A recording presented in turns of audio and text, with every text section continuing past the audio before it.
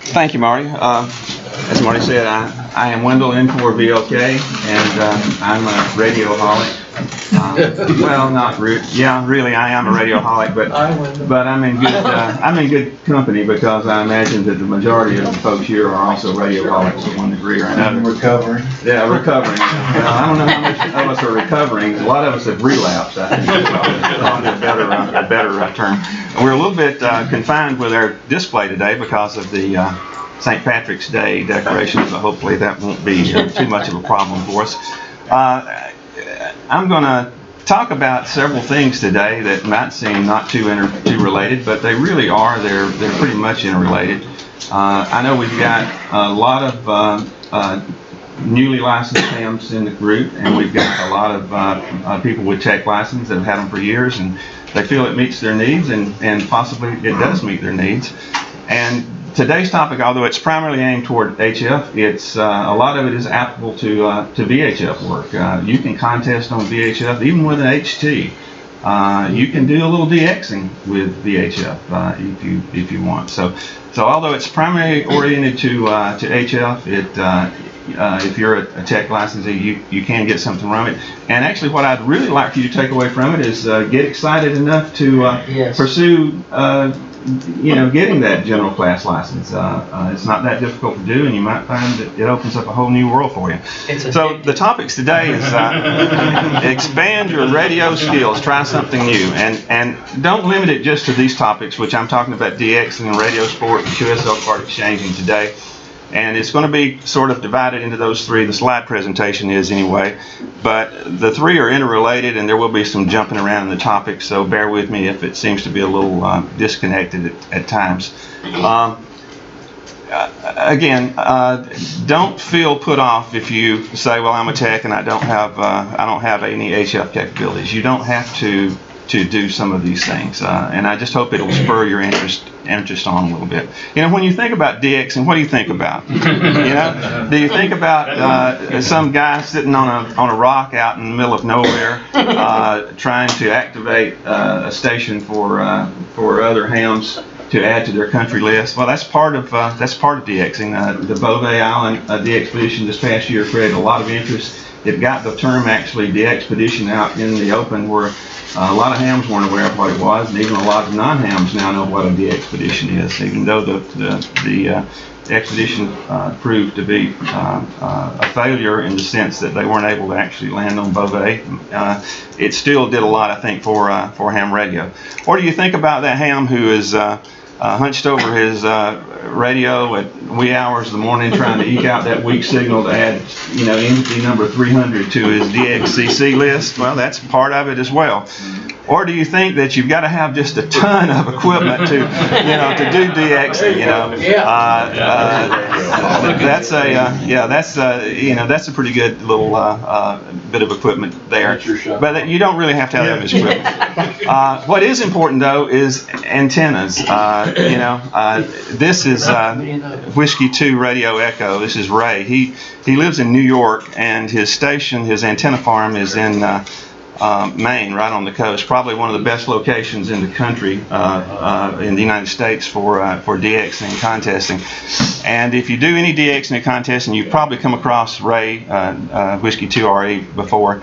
He's quite active. I saw him last week on the ARRL sideband contest, international contest. And I've talked with Ray a couple of times. He's an interesting fellow. Of course, it helps to have, you look at that and it does create a bit of antenna envy, but it helps if you own an antenna erection company like Ray does. He probably writes this off as advertising. I don't know, but it doesn't hurt if you own a company to do it. But my point is, you don't have to have an antenna system like Ray's to be effective. And a good point in example, and I was telling Marty this a little bit earlier, this past week I was working on an antenna for portable use. I made a homebrew 9-1 unknown with a random length wire, and I had it in my backyard, which is not in an ideal location, and it literally was just barely off the ground. And I turn my radio on, and I hear a CQ call, and so I answer it, and lo and behold, I got a call back. And what really surprised me was it was from New Mexico. It was the Veterans Net operating from the VA hospital in Albuquerque. And I made a QSO I was on 15 watts with this antenna right here. This is all it was, literally a little and a piece of wire. So my point is, you don't have to have a lot of equipment or a lot of antenna. The better your antenna, the better you're going to get out. Are you going to make the same contacts that Ray makes? You're not going to with this. I enjoy, if I hear Ray on, I sometimes just like to monitor him. He can put out a CQ call to East Asia and create a pileup. I can't even hear most of the contacts. I can only hear Ray's side of the QSO, but it's just amazing. I mean, he can create a pileup just with a CQ call to East Asia. But he's an exception rather than the rule. Most DXers are like myself. They have modest equipment. They don't have all that big antenna farm. They don't have tens of thousands of dollars worth of equipment. And it's not a full-time pursuit for them. It's just one aspect of many that they enjoy in the hobby. The term DX comes from the old telegraphy abbreviation for distance, and I read somewhere that actually it was they would refer to it as distance X when they had a signal from somewhere and they didn't know where it was coming from. They call it distance X, which eventually got abbreviated to DX. Whether that's true or not, I don't know, but it makes a good story. But back in the 20s and 30s, broadcast stations did not have the ability that we have today with internet, so they could get instant feedback on how their reception was. The only way they could find out was feedback from their listeners, and so they encouraged listeners to send in reception reports, to write in and tell them how well they heard them, and include enough information that they could actually confirm that they did hear them. And to encourage them to do this, they then would send them an acknowledgement, either a letter or a postcard or something, and that eventually became what we now know as QSLcards. And they use these again to gauge the effectiveness of their signal. And this, of course, was not ham radio DXing. This was broadcast band and then eventually shortwave DXing. Just a one-sided thing. The people were listening to the transmissions and sending their reports in. I started my early days as a shortwave listener, actually a medium wave listener. My first radio was something like this. It was an old GE portable. It wasn't this one, but it was one very similar to it. And it introduced me to the wonderful world of radio. And I used it for a number of years, and then in high school I got a job as a sack boy at a grocery store and earned enough money to eventually buy a realistic DX 150, which was a fantastic little radio at the time in the late 60s, early 70s. And you can still purchase these, in fact, on eBay, and they cost about as much today as I paid for it, in 1970, not taking into account inflation, of course. And then I went to college, kind of got out of shortwave listening, got married, had a family, started a business, and it wasn't until the 80s that I was to the point that I could again get back into it. And at this point I splurged and purchased a Japan Radio NRD 535, which at the time was pretty much state-of-the-art. This was a solid-state receiver with digital readout. It had a nice array of filters, a fantastic receiver. And I used it for a number of years and collected quite a few QSL cards, which I still have from stations Radio Finland, Radio Moscow, HCJB, all the big ones, plus a lot of the little ones. Again, eventually, I lapsed out of radio listening into some other hobbies, and this radio was packed up and then moved with me to Cherokee County. And about 10 years ago, I decided to sell it. I put it on eBay, sold it to a gentleman in Canada for more than I paid for it initially. Again, though that was in deflated dollars. I now wish I had not sold it, but that's just part of our hobby. But this, of course, it always kept my interest in radio, and so it wasn't until just a few years ago that I became a ham. And once I did, then I got into DXing as a ham. And DXing is a general term, and what's DX depends really on what mode you're operating on, what band you're operating on, even what power you're operating on as to what you consider DXing. But there's tons of resources out there for DXing if you're interested in it. One that I really love is this publication, The Complete DXer, by Bob Loescher, Whiskey 9 Kilo November India. This book was written over 35 years ago. It's been updated a couple of times. It's an incredibly readable book. As Bob said, he wanted to make people aware that DXing was fun, but it required skills. And quite honestly, aside from a good antenna, skills is probably the most important thing you can have for DXing. And Bob's publication is a good reference to how to develop the skills needed to DX. And believe it or not, it's one of the few things that you can get from the ARRL for less expensive than you can get anywhere else. I checked recently, and on Amazon it was listed at $70 from Amazon, and ARRL sells them for $20. So even if you're paying the $5 shipping or whatever, or $10, it's still a bargain if you're interested in getting it. And if you'd like to look at this one, you're certainly welcome to. Another good resource is, and it's a free one you can download as a PDF, is a New DXer's Handbook. And these slides will be available on our website, so you can go back and look these up. Another good, I keep going the wrong way, another good resource for DXers is spotting services or cluster services. And basically what these are, it's a site where someone hears a radio station, they can immediately post it. And all of them have pretty much the same thing. It shows who's doing the posting, what frequency they're on, what station is being posted, or what station was heard, the time, and then sometimes there'll be comments. These are real time because, you know, if you look at something like this and it's an hour old, it's worthless. You need it to be real time. But these will help you find stations that you may be looking for a particular country, or you're just browsing and want to try one. Generally speaking, it's always good to see who posted. For example, if it's posted in the Netherlands or South Africa, you may very well not be able to hear this station here. If it's posted by someone in the States, your chances are much better. It doesn't hurt to try it anyway, but that's just one thing to watch for. And there's a number of these. This is QRZ's. This is My DX Summit, and again, there's dozens of others.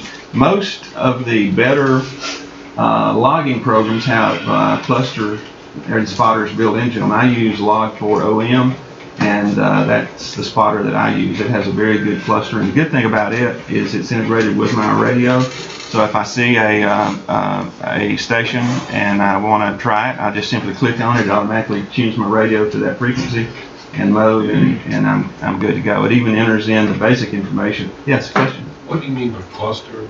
That's the term that they use for the grouping of DX stations that have been spotted. On my radio, when I do go to the cluster, it literally shows the band that I am tuned to and shows the stations. They will be listed. Like if I'm tuned to 7130, it would show all the stations that are within 1 or 2 kilohertz of that station, and then it will have +5, +10, +15, -5, -10, -15, and show you all the stations that are logged on those. Don't mean you'll be able to get all of them, but a lot of them you can get, and it just makes it really easy to, particularly if you don't have a pan adapter, a radio without a pan adapter, it makes it really easy to see what's on the band. It's almost like cheating. In fact, if you're in a contest, there's a separate category of whether it's an assisted or unassisted, because there is so much difference in the ability. Of course, that don't mean that you could say that you're operating unassisted, but you're really operating assisted. But that's cheating. You know, it's an honor system, unfortunately. So, and not everyone, I guess, would adhere to it. But all you got to do is just do a Google search. There's tons of spotting services online. So that's another thing. VOA cap. Marty he talked about this a couple of years ago, I believe. It's it's probably worth a redo again, maybe this year. Yeah, it really would be. And I'm just touching on it here, but yeah, it would be good to do that. vocab itself was developed by our government. It's a free program. Well, it's not free. We've already paid for it with our tax dollars.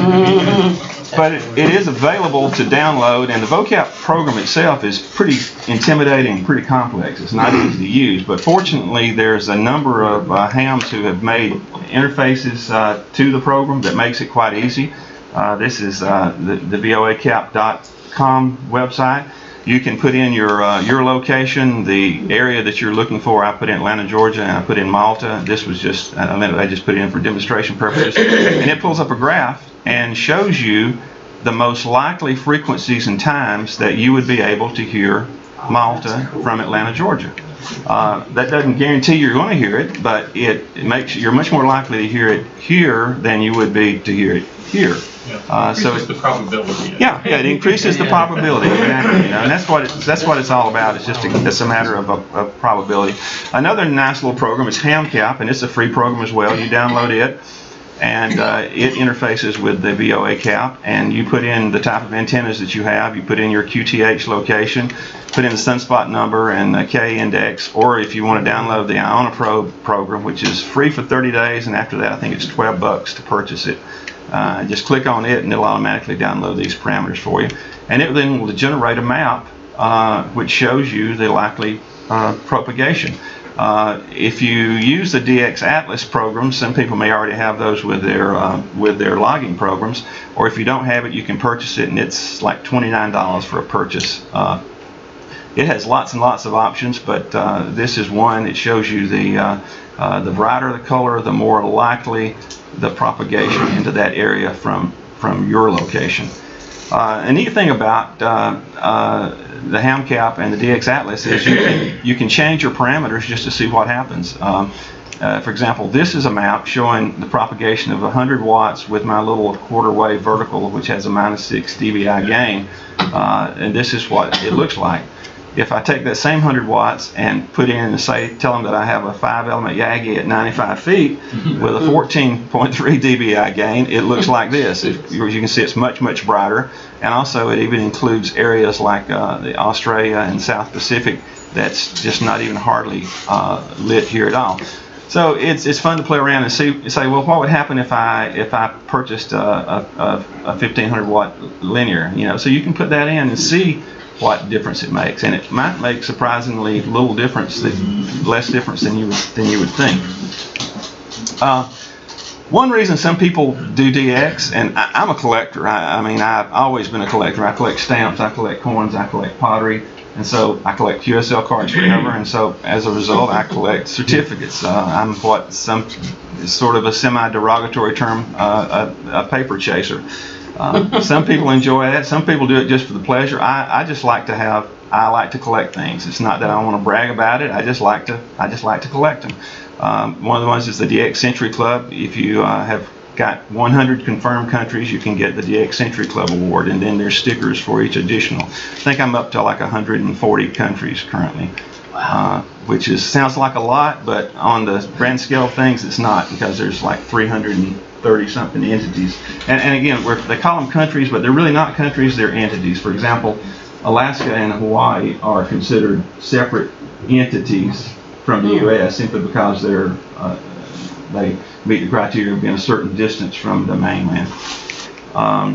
So the DX Century, you can get, we had someone talked about the 13 colonies not too long ago. This is a certificate. You can get a really easy one. It's every year for a week during the week of 4th of July. It's easy to do. All you have to do is make contact with one station in each of the original 13 colonies, and if you make a contact with a designated station in Britain, you get an extra a little emblem put on your certificate. The Worked All States Awards, there's a number of them. JT, I have Worked All States for JT65, FT8, and Digital on 40. I've got my Mixed Award on 40, and actually I have several others. I just haven't got the stickers for them yet. Some of the contests, and this is the CQ sponsored worldwide DX contest. This was a 2017 one. First contest that I really seriously participated in, if you can call it seriously. I only worked for maybe 20% of the total time it could be worked. And to my surprise, I scored 68 out of the four-sign call district with 38,000, I think 32,000, 38,000, I can't read it, 30-something thousand points. And I scored number 2 as a rookie in the fourth call district. You remember Ray that I showed you his antenna farm a little while ago? Ray, in this exact same contest in 2017, was the top scorer in North America. Anybody want to guess what his score was? My score was 32,000. You might want to guess what Ray's was? Over 100,000? Million, couple million? Over 7 million. Over 7 million. And, you know, so 30,000, it sounds like nothing when you get to, you know, he I think worked, he worked over 100 countries in 48 hours on 4 different bands. You know, but, you know, he has the ability to do it. But, you know, again, you don't have to have Rays to do it. Well, all right, going from DXing to contesting, again, as we said, there's a little bit overlapping. And, you know, what I'm calling radio sport. And those two terms, contesting and radio sport, are often used interchangeably, but I like to think of radio sport as a little more than contesting. Radio sport, to me, is any radio activity that you engage in where you're competing either against another ham or against yourself, or you just have set a goal for yourself. That to me is radio sport. And examples would include, you know, SOTA, which Joseph gave a program on SOTA not too long ago, or IOTA, Islands on the Air, NAPOTA, which is National Parks on the Air, which is not active right now, but there have been some other park programs that have been implemented. Or you can, the 13 colonies that I mentioned earlier, or you can, you know, make your own. You can collect special event cards, or some people like to collect one-by-one cards, which are special call signs. Fox hunting, which I have never done, but that's locating, you know, hidden transmitters. That might be a fun thing for the club to do sometime. Field day is a part of radio sport, and of course you've got contesting. And all of those resources that I talked about for DXing are also applicable to contesting. Just curious, how many in here have done contesting one way or another? Okay. Yeah, so I guess we've got a fair representation. And also, Neil Sulemeyer here, K4EA, is not here yet, but Neil is probably the most serious contester we have in our club. Neil is a member of several contesting clubs, and he is a very, very serious contester. So, if you've got questions about contesting, I'll be happy to answer. I'm sure any of these other guys who've done some contesting will be happy. But Neil is probably our resident expert if you would like something on contesting. Contesting, similar to DXing, grew out of the 20s and 30s, except it was with amateur radio. As they began to realize that they could make more and more contact with foreign countries, it became sort of a competition. Human nature being like it is, we like to compete. And so people began to see who could get the most countries. And so then they began to practice message handling for emergency communications. That sort of, I guess, was probably maybe a forerunner of Aries. I haven't seen that, but that just occurred to me when I was doing this research. And eventually, contesting became a major pursuit for a lot of individuals.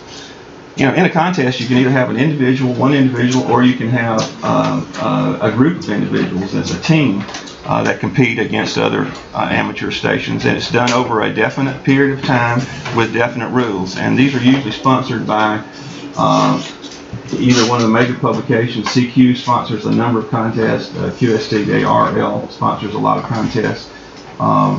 Some of the organizations, different organizations, sponsor contests. You have state QSL parties. Just about every state has a QSL party at least once a year. And they are the ones who publish what the rules are and what the time frame is, and etc. And these could include, of course, the time and the date of the contest, how long the contest is going to last. It can be anything from just a few hours to generally a couple of days is usually the maximum of the contest, except for something like the 13 colonies, which is actually for a week. But it's a different type of quote contest. They specify what modes, whether it be voice, CW, RIDI, PSK31, etc. Usually the contests are limited to one mode, except for some of the VHF contests for you tech guys. Some of those will allow operation on multiple modes to get points. And also there's the class, as I mentioned earlier. The class depends on your power, whether you're operating QRP or less than 100 watts or less than 1500 watts. whether you're portable, you're battery powered, or whether you're commercial powered, whether you use a spotting service or not, and even some allow you as a rookie. The CQs do a rookie category, so if you've been licensed for less than 3 years, you can compete as a rookie. Of course, that doesn't mean that if you're a QRP, you can't make a contact with a 1500 watt station and get credit. Both of you get credit for it. It just means that when the scores come out, you aren't scored against that person. You're only scored against people in your category.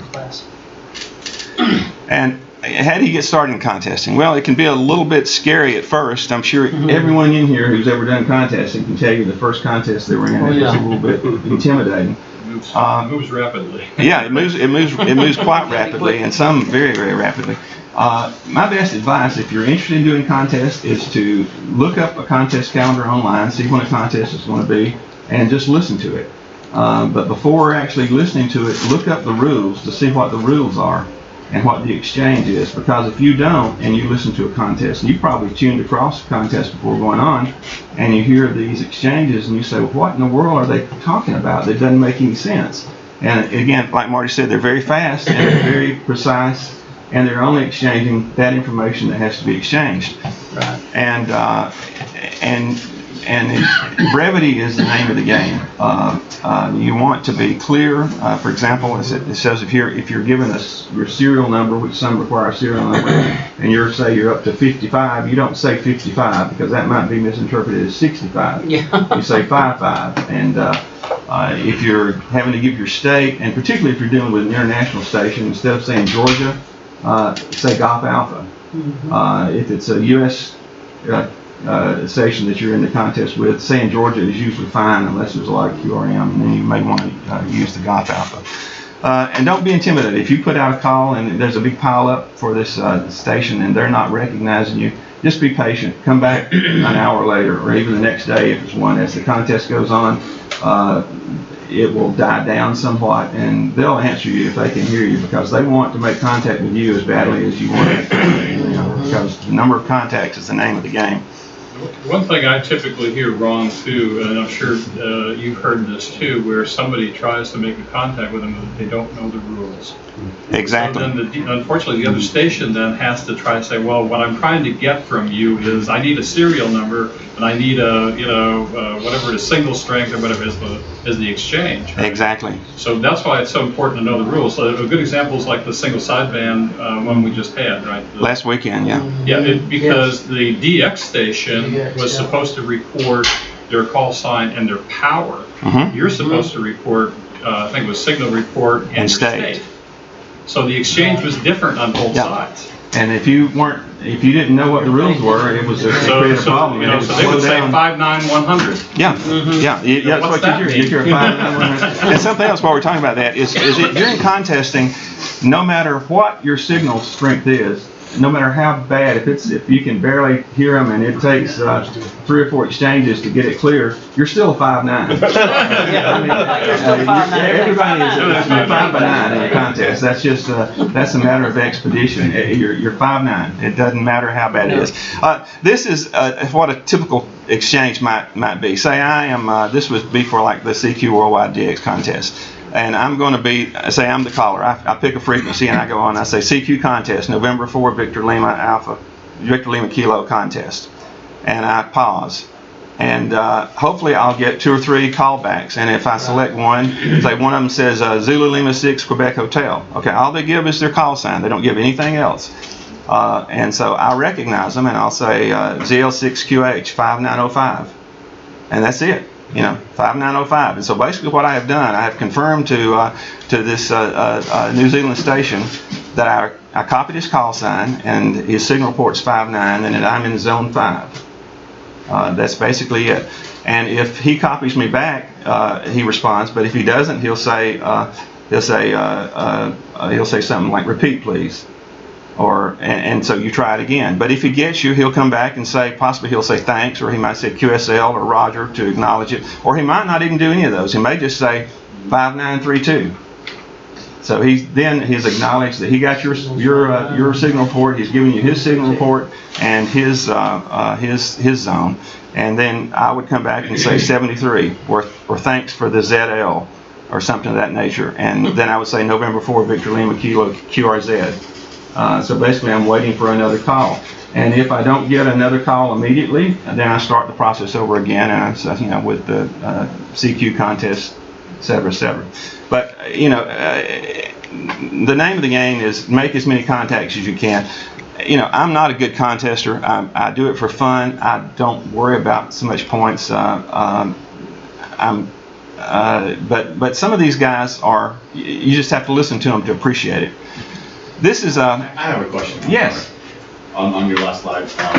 I apologize. I know oh, no problem at all. I'm a anytime. newbie question. Where does the 5.9 come from? I mean, I know it's a signal report, but what's it in reference? Okay, so 5.9 is from what's called the RST report from CW originally, but with sideband you just give two.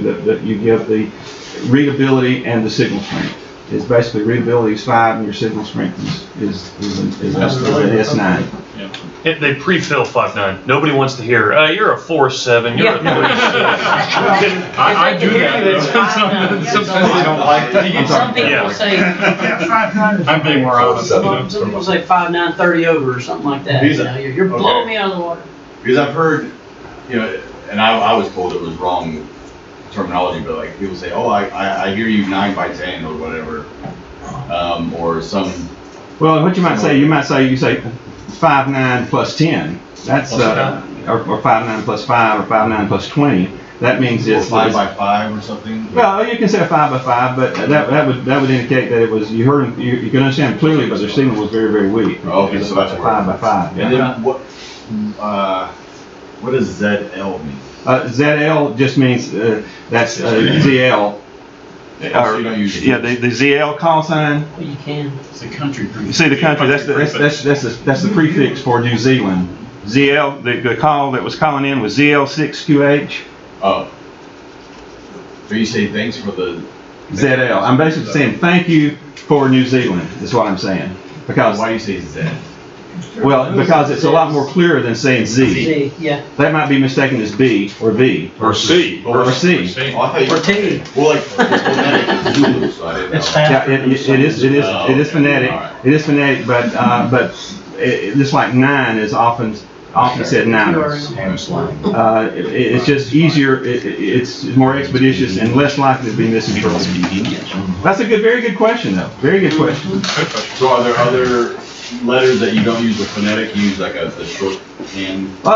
Yeah. There's a lot of different things, and there's a boatload of them. As Chuck said, there's a boatload of them, and oftentimes when you're particularly when you're doing these calls. And for me, particularly my call, Victor Lima Kilo, I have a lot of trouble, and I don't know if it's my accent or if it's with Sometimes it foreign can be. countries, they have a lot of difficulty with Yes. with the Lima, particularly Yes. when I say it.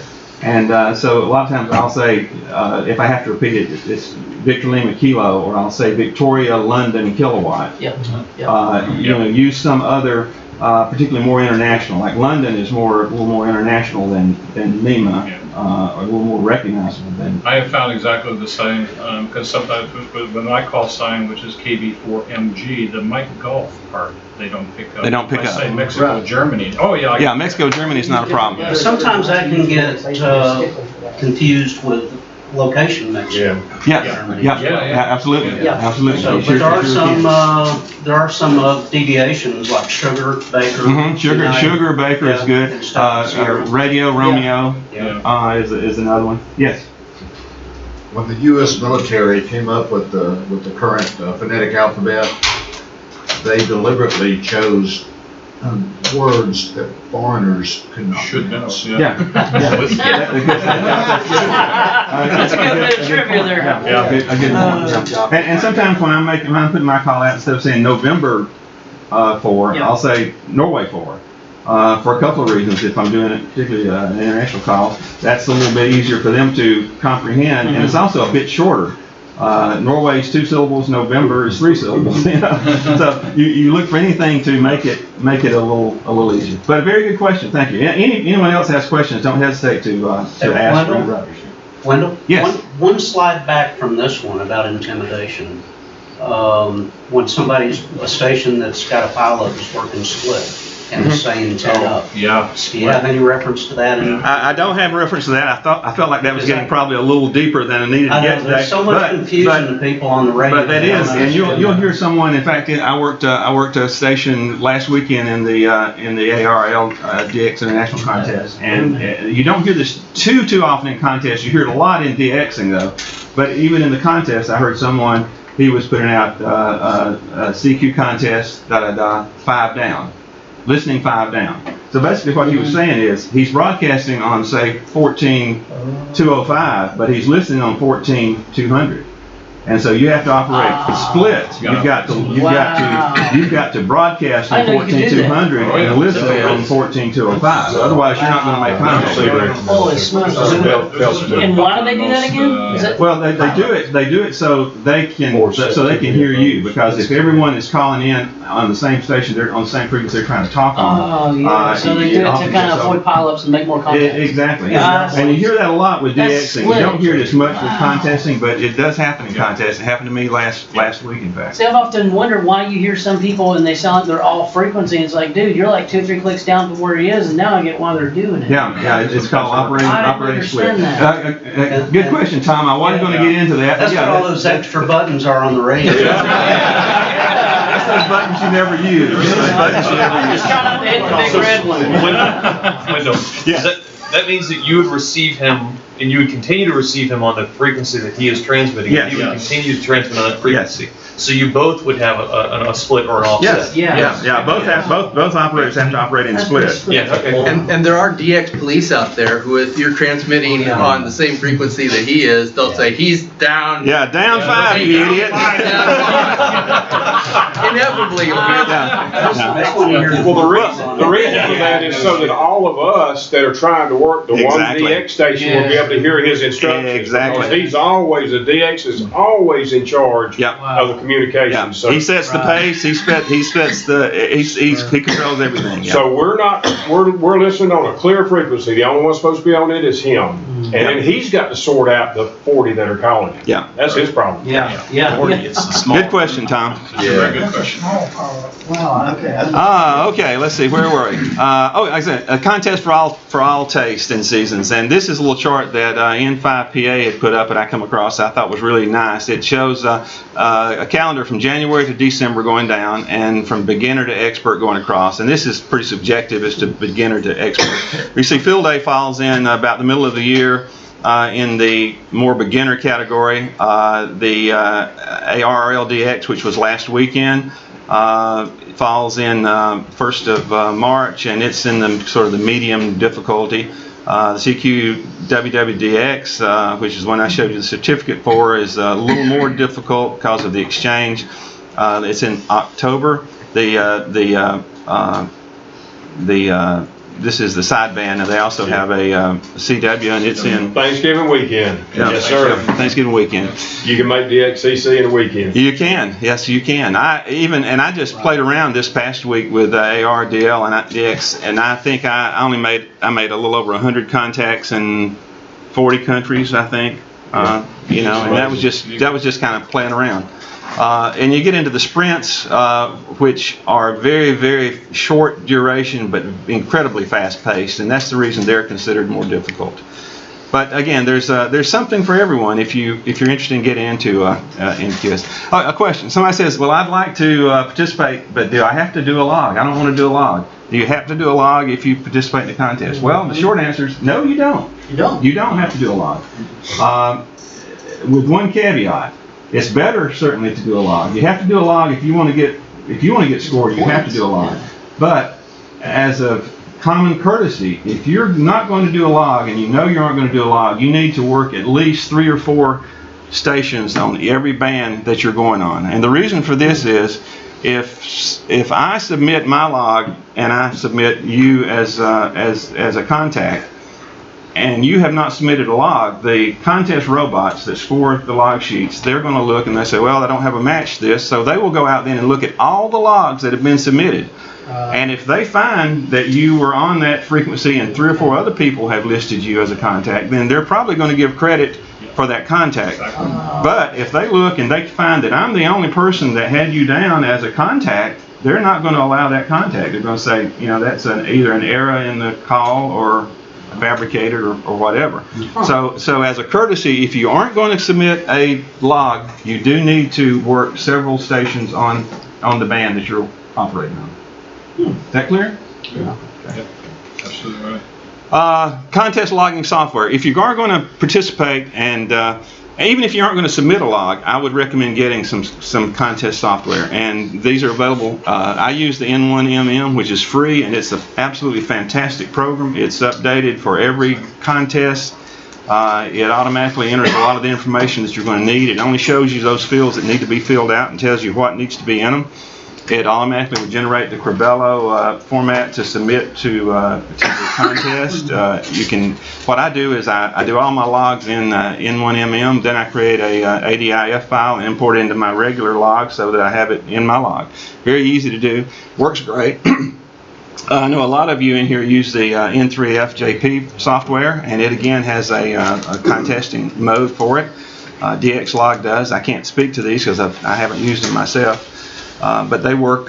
They all work great. But do get a. How about HRD? Is that yeah, that's another one that. Does that have do they update that for all the? I think they do. I think just about all the ones that have a contesting mode update them because you have to, because that's just a necessity. Sure.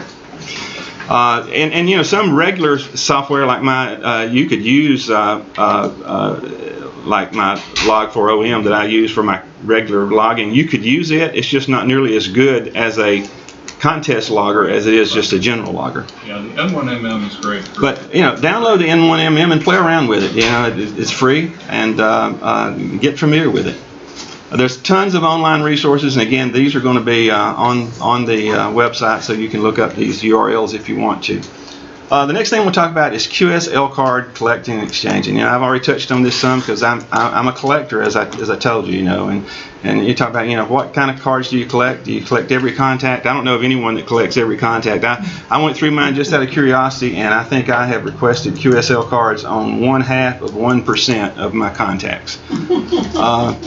You know, it can be special events or special locations or special interests. We're going to talk about how to design your card, where do you get your cards, etc., etc.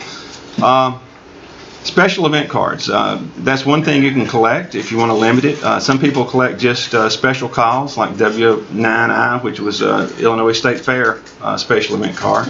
This K3J, and I'll be honest with you, I can't even remember what it was, but it was it was a special event call. And generally, if I hear a special event call, I'll try to get a QSO with them. W1AW, which is of course not a special event, but that is the flagship station for the ARRL.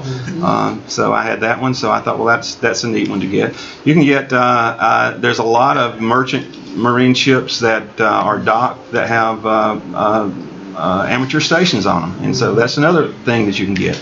Lighthouses. There's a lot of lighthouse stations, believe it or not. So that's just one of many things that you can do. You can collect cards that just have a special interest for you. All three of these have a special interest to me for one reason or another. This Whiskey Lima 7 X-Ray was from North Pole, Alaska. You know, I just wanted a card from North Pole. I just thought that was pretty cool. This one, the Whiskey Bravo 7 Sugar, was this was a very special card to me because it completed my worked all states on JT65, and this was Wyoming. And once FT8 came out, JT65, as some of you may know, just pretty much died. There just wasn't hardly any contacts on JT65, and I lacked one state.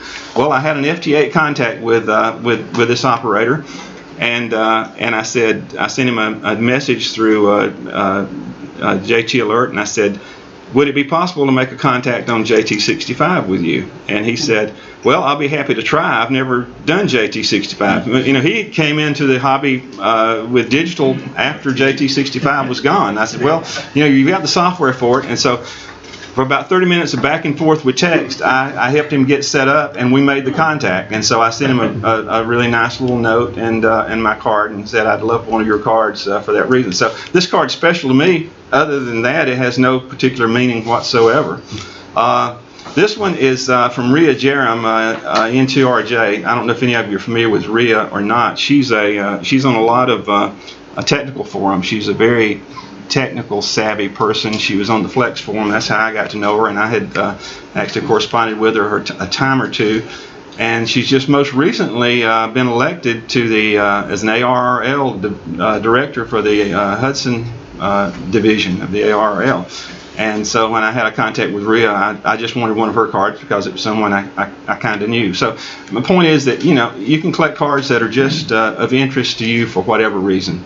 I was going to say the one card I got that was an interesting one is I had a contact with a nudist colony in Texas. Yeah, exactly. I was really worried about what the card was going to look like. You just wanted to see the card. That's what that was. Yeah, I got you. I was really nervous about what the card was going to look like. Well, honey, if you go to the mailbox, I'm telling you, I didn't really do this. But you never know.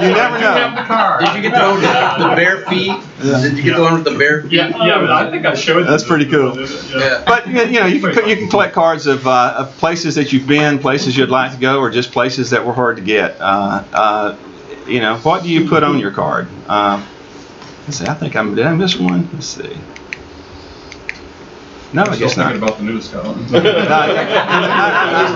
nudist colony isn't in here for some reason. All right, well, what do you want to put on your card? Well, normally, you know, you've got to have your call sign and your locator and the time and the date of the QSO and the frequency and band, etc., and the signal report.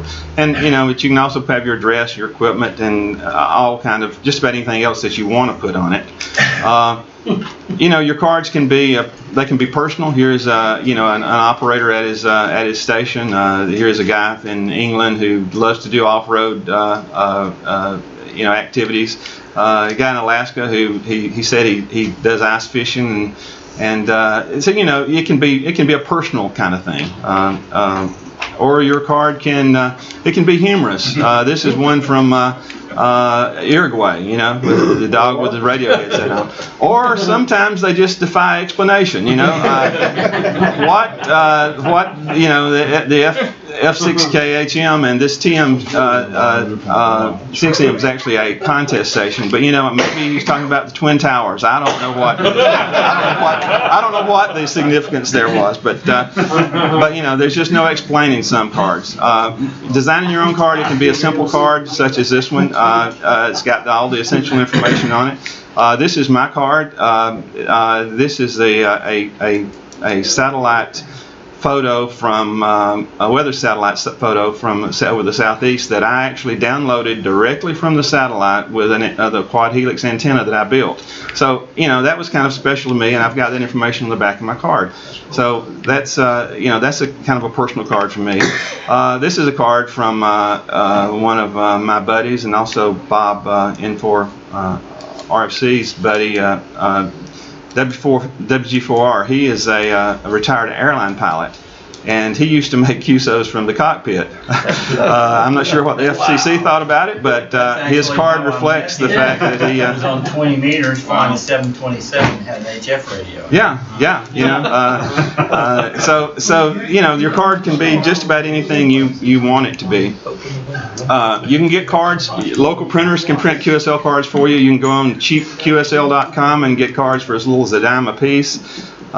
You can get and on up from there, or you can go on Radio QTH at this site and create a PDF file which shows 3 cards to a page that you just then print out. Here's one that I did. It took me about 2 minutes to do this. A very simple card, but it's got everything on there that you want, and you can actually make them a lot more complicated and attractive than what this is. Like I said, this was a 2 or 3 minute effort here, and you just simply print them out. So QSL cards don't have to be expensive. You know, you need a QSL card. Who in here has a QSL card? Okay, majority of you do. That's great. I'd encourage the ones of you that don't to make one. It doesn't cost you anything to do it. It's easy to do. But yeah, you make new friends with QSL cards. You can create one on EQSL too, right? You can, and that's what I was going to talk about was EQSL. How many of you are familiar with EQSL? Yeah. How many of you actually are members and use EQSL? Yeah. Okay, several of you do. Some PAMs sort of disdain EQSL, but it definitely has a purpose. It's a logging program similar to QRZ and LOTW and ham. Well, I lost my train of thought, but there's several others. But EQSL is not validated for credit for LOTW or ARL awards. Club Log now is, and the reason why EQSL doesn't have as strict rules about confirming theirs as the ARL would like. But what EQSL does do, it allows you to actually receive electronic QSL cards. You can create your own QSL card and put it on EQSL, and if you have a contact, it'll automatically send it or download it to the person if they have an EQSL account. Here are some cards. This is what they look like. Some of them are very basic. This is the basic card. If you just don't do anything, this is what your card looks like. But you can create, very customized QSL cards. My logging program automatically uploads to EQSL, and I download from EQSL, and I tell it to download the cards. It defaults not to download the cards, but you can download the cards. So I've got literally thousands of cards on my computer like these. I don't normally print them out unless I have a particular reason to. I display in my shack my paper cards that I receive, but I don't display normally these. But EQSL, it's a free service. The basic service is free, and then they have different levels of membership that will give you various privileges, as most things do. So that's something you may want to look into. If you get into it, I have special envelopes. This is an international mailer with an international return. This is a domestic mailer with a domestic return. And I pre-print my addresses. That makes it a little easier and faster.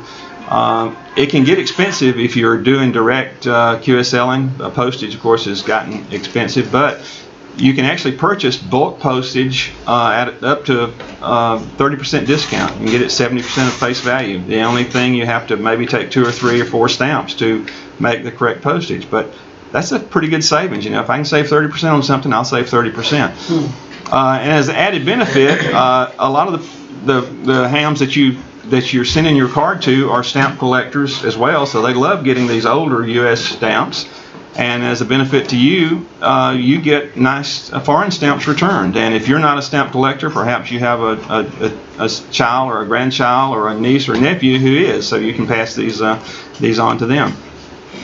Well, how do you get your cards out? How do I get a card to Gabon, Africa? You can send it direct, but unfortunately, a lot of these third world countries, the chances of it getting there aren't great, and the chances of you getting one back aren't great. Or you can use a bureau. How many of you are familiar with bureaus, the QSL bureaus? Okay, just a few. The bureau is an organization that many countries have, where you can send your cards. Say you've got a stack of QSL cards, 20 or 30 or 40 cards. You send it in bulk to the bureau, your local bureau. They then segregate it into the different countries and send them on to those countries, who then segregate it again into different districts, and eventually it gets to your final destination. Very inexpensive to do. Basically, all you have to pay for is the postage to get it to your bureau, and that's in bulk. The downside is it can take months or even years to get a turnaround. You've had some, I bet, that's taken over a year. 3 years. 3 years. Yeah, I took over a year. Tell them about that one. I was on the GSN net yesterday, and somebody talked to Charles at the end of the net, and he said I got a QSL card in the mail a couple of days ago, and he said it was mailed in 1971.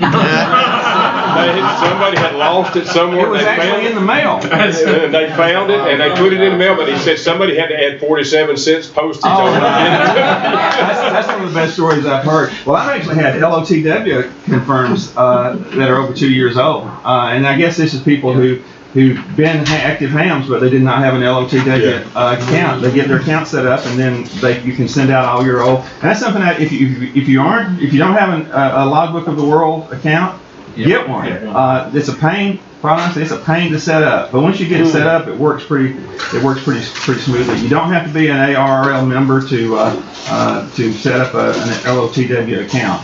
But if you aren't an ARL member, I encourage you to become one. It's ARRL has a lot of controversies. They don't do a lot of things we would like, but they are the only group that represents us, and we need, we need someone to, to make sure we're able to keep what we've got and perhaps get a little more as far as the bands. Wendell, did you notice any difference in the Logbook of the World certificate changing or anything in the last month or so? I'm just curious because it seems like well, I haven't got any versions. Then they got a big file. It seems like almost every time I log on, I have to download a new certificate. I don't know what the deal there is, but I haven't seen any changes as far as the actual use of it. Okay, because I had just over the last month had seen, I hadn't made any contacts, and I finally made a contact. I went and I downloaded the Logbook of the World. My certificate was good, everything was square, and it gave no error messages. Nothing on their site, it never showed up. And then I went ahead and messed with it, tried to upload it several times, didn't work, and then went ahead and changed their certificate and went through all that rigmarole they have to do initially to set up Logbook of the World with your location and your shack and all that stuff, and then download their latest certificate program, and then got from them a new certificate, and then it looked like it was doing the same thing, but it locked. Well, I haven't had that problem. Anyone else had experience that? When I swapped computers, you can't move a certificate from one computer. Yeah, you've got to get a new certificate if you change computers. That's the only thing I've seen. Yeah, I've run into that too. This was like everything was just sitting there, and nothing changed. Sounds like LOT. I've seen bank transactions that aren't that secure. Oh my God. Months ago. Yeah. And I had looked like that. Well, I haven't had any difficulties with it. Mine are still going out, but I don't do it directly with LOTW. My logging program does it automatically for me. So maybe that's the difference. I worked on LOTW. I worked at India Station on 40 meters, and maybe 2 minutes later I went ahead and uploaded it to LOTW and noticed in my log book it came back confirmed. Yeah. And I went and looked in LOTW, and it was confirmed in 2 minutes. Yeah. I've had that happen. Yeah, it just depends on how quickly the other end uploads. Some people only upload them once a month. Well, some of these loggers upload them automatically. Yeah, and mine does. Mine uploads automatically, but some people upload those manual once a month. Yes. What radio do you have? My name is Wendell, and I'm a radio holic. I have a Flex 66M is my primary receiver, but I also have a Yaesu 1000 that I use occasionally. A fella can't have too many. A fella can't have too many. And I sold a couple. Actually, I sold 3 radios recently and purchased a Telecraft KX3. Really nice. But I'm not going to buy any more radios unless I sell one. So that was my. I sold 3 I wasn't using and bought one. You got to keep it up for it.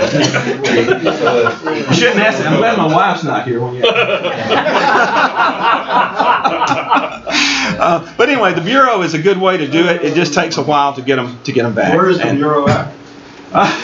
It's up in the sky. The ARL actually operates a bureau that goes out, but actually ours is we have a gentleman in North Carolina, I believe, that covers the 4 districts. Pardon? He's in Alabama. The one I use is in North Carolina. Yours may be Alabama. You're a little bit farther. You're a little further west than I am. Yeah, mine's in North Carolina.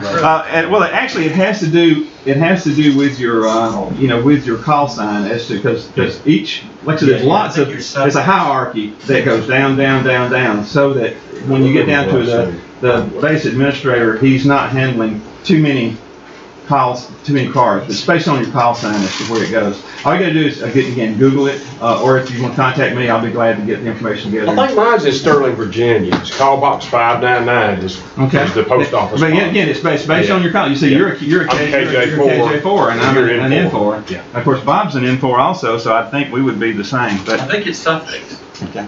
No, it may be the suffix that makes a difference too. Yeah. But if you want more information, I'll be glad to find that for you. But I think you can find it if you just Google ham radio QSL bureaus. ARRL would probably have a list. Yeah, they would have a listing for us.